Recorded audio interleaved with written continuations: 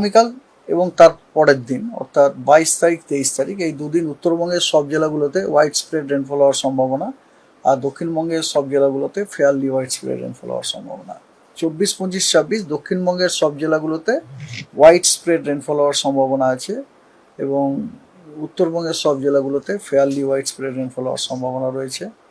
আর 27 তারিখ last day গোটা পশ্চিমবঙ্গের সব জেলাগুলোতেই ফেয়ারলি হোয়াইট স্প্রেড রেনফল হওয়ার সম্ভাবনা রয়েছে। দক্ষিণবঙ্গের কোনো জেলার জন্য কোনো সতর্কবার্তা নেই, ভারী বর্ষা বা থান্ডারস্টর্ম কিছু নেই।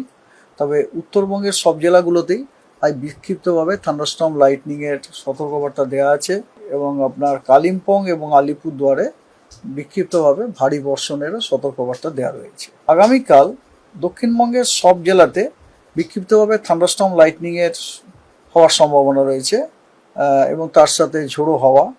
কোনো কোনো জেলায় 30 থেকে 40 কিলোমিটার প্রতি ঘন্টায়, কিছু জেলায় 40 থেকে 50 কিলোমিটার প্রতি ঘন্টায়, যেমন পশ্চিম বর্ধমান, বীরভূম, পূর্ব বর্ধমান, মুর্শিদাবাদ এবং নদিয়া আর উত্তর 24 পরগনা এই জেলাগুলোতে ঝোড়ো হাওয়ার গতিবেগ ঘন্টায় 40 থেকে 50 কিলোমিটার হওয়ার সম্ভাবনা।